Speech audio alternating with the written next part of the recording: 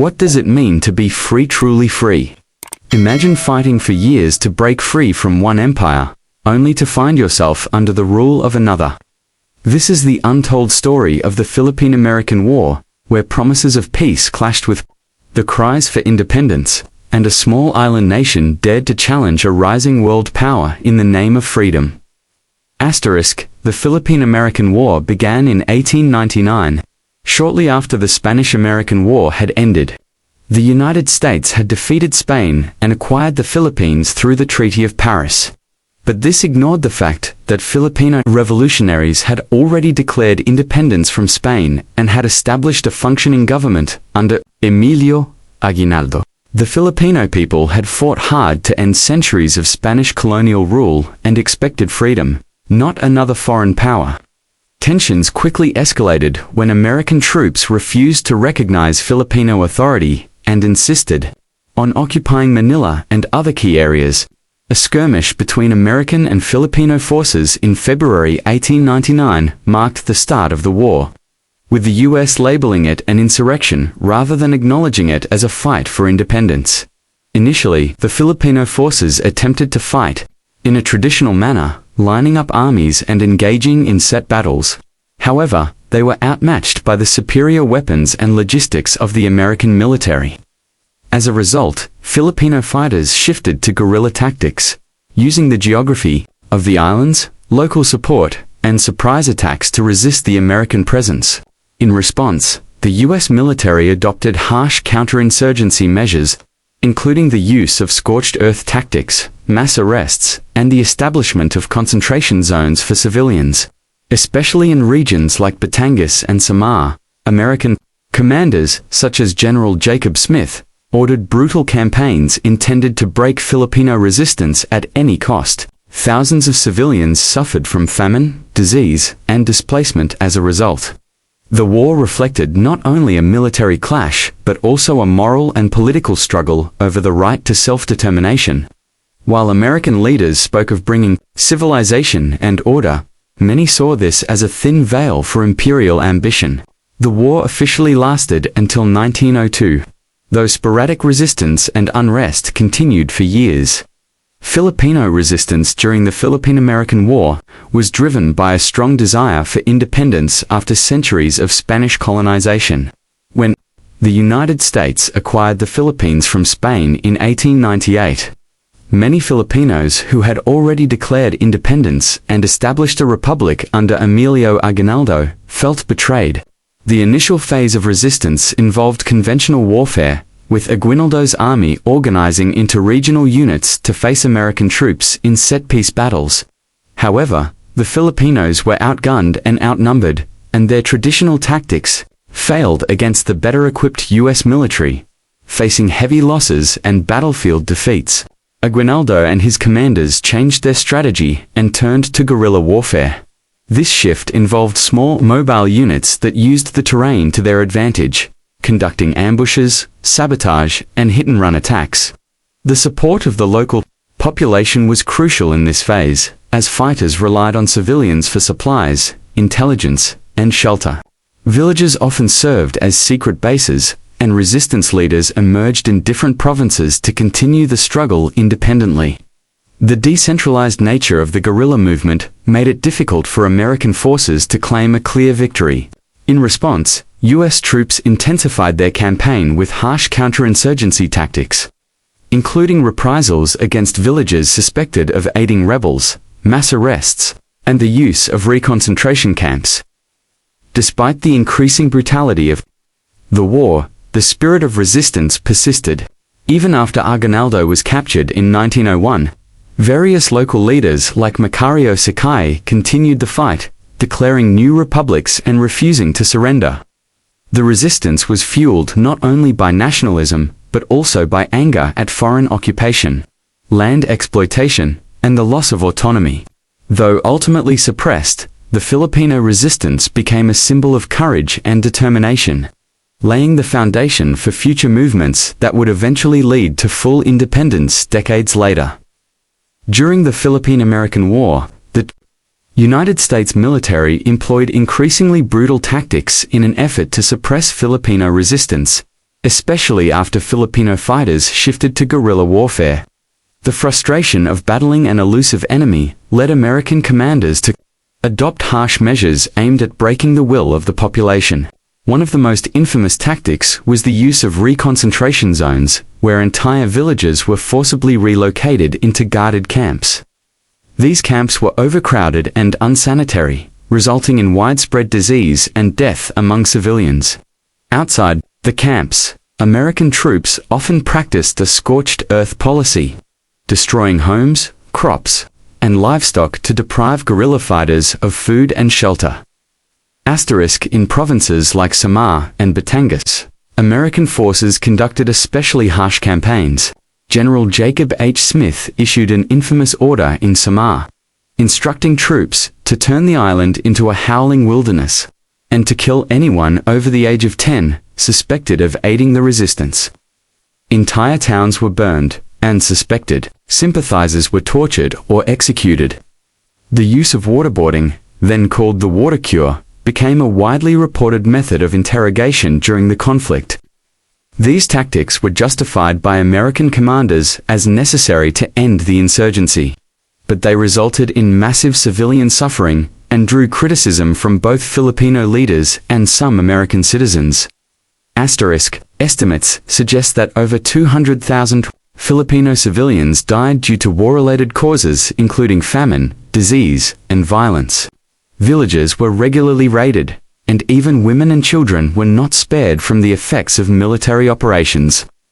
The brutality of the war highlighted the deep contradictions between the United States' stated mission of benevolent assimilation and the realities of imperial control.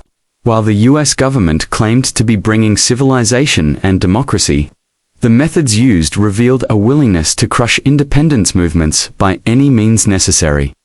The Philippine-American War resulted in devastating casualties and losses on both sides, with the Filipino population bearing the heaviest toll. Estimates suggest that over 200,000 Filipino civilians died as a result of the war. These deaths were not just from combat, but also from famine, disease, forced relocations, and widespread destruction of villages and farmland. The scorched earth tactics employed by U.S. forces, along with the use of reconcentration camps, created conditions where entire communities suffered from hunger, exposure, and illness. In many areas, civilians were caught in the crossfire or suspected of supporting guerrilla fighters, making them targets of brutal reprisals. Filipino combatant losses were also significant. Around 20,000 Filipino soldiers and fighters were killed in action or executed after capture. They faced overwhelming odds in terms of firepower, logistics, and training. Despite these disadvantages, many continued to resist until the very end, often fighting with outdated weapons and limited supplies. Leaders such as General Antonio Luna and Macario Sake were either killed in combat or executed for continuing the resistance. The breakdown of organized Filipino military resistance did not stop localized uprisings, which further contributed to the body count. On the American side, more than 4,000 U.S. soldiers lost their lives, with thousands more wounded or disabled. A large portion of these deaths came not from combat but from tropical diseases such as malaria, dysentery, and typhoid, which ravaged U.S. camps and outposts. The war also left emotional and psychological scars on many American soldiers, some of whom later spoke out against the tactics they were ordered to carry out. The human cost of the war far outweighed any strategic or political gain, and it left behind a legacy of trauma, resentment, and a long-lasting wound in Philippine-American relations that would take decades to begin to heal. The policy of benevolent assimilation was introduced by U.S. President William McKinley as a way to justify American control over the Philippines following the defeat of Spain. It was presented as a civilizing mission, where the United States claimed it would uplift and educate the Filipino people, bringing progress, democracy, and modern governance. In theory, it was meant to be a peaceful transition from colonial rule to a more enlightened society under American guidance. However, in practice, the policy often masked the harsh realities of military occupation and political domination. While some infrastructure improvements were made, such as the building of roads, schools, and public health systems, they came at the cost of Filipino self-rule and dignity. The U.S. administration disbanded the First Philippine Republic and imposed American-style governance through appointed officials and military governors. American teachers, known as Tamosites, were sent to spread English and Western values. Education was expanded, but it also served as a tool for reshaping Filipino identity under American ideals. Economic reforms favored U.S. investors and landowners, often displacing Filipino farmers and weakening local industries. Land ownership policies were altered in ways that increased inequality and deepened rural poverty, especially in agricultural provinces. Despite the promise of benevolence, the American presence was enforced by the military and sustained by suppressing any form of resistance. Censorship, surveillance, and imprisonment of nationalists continued for years. While some Filipinos cooperated with American rule and even benefited from it, many others viewed the occupation as another form of colonialism. Nationalist sentiment never fully disappeared, and Filipino leaders continued to push for autonomy. The contradictions between the lofty ideals of benevolent assimilation and the reality of foreign control created a deep sense of betrayal among Filipinos, who had fought and hoped for true independence after centuries under Spanish rule. The legacy of the Philippine-American War left a profound and lasting impact on both the Philippines and the United States. For the Filipino people, the war marked a painful interruption of their struggle for independence, transforming their newly declared republic into an occupied territory. Even after the war officially ended in 1902, resistance continued in various forms, especially in the Muslim regions of Mindanao and among nationalist movements that refused to accept foreign rule.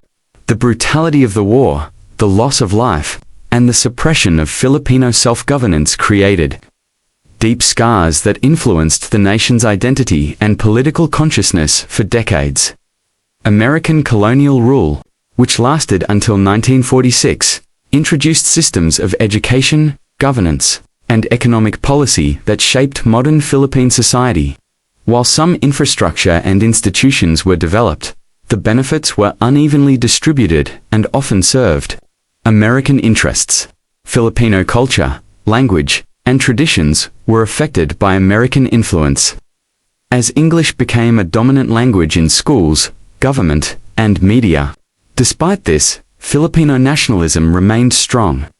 Leaders like Manuel L. Quezon and Sergio Osmegar emerged to advocate for greater autonomy, eventually leading to the establishment of the Commonwealth of the Philippines in 1935, a transitional government that promised future independence.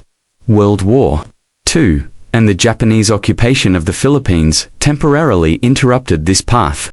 But after the war ended, the United States granted full independence to the Philippines on July 4, 1946.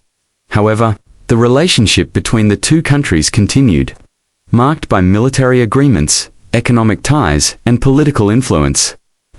Legacy of the war lives on in historical memory, commemorated in monuments, literature, and education. For many Filipinos, the war represents both the cost of freedom and the enduring value of national self-determination. It remains a reminder of how deeply a nation can suffer in its pursuit of independence, and how that struggle continues to shape its future. In reflecting on the history of the Philippine-American War, we uncover a story shaped by courage, resistance, sacrifice, and the longing for freedom. What began as a promise of liberation turned into a painful struggle against a new colonizer.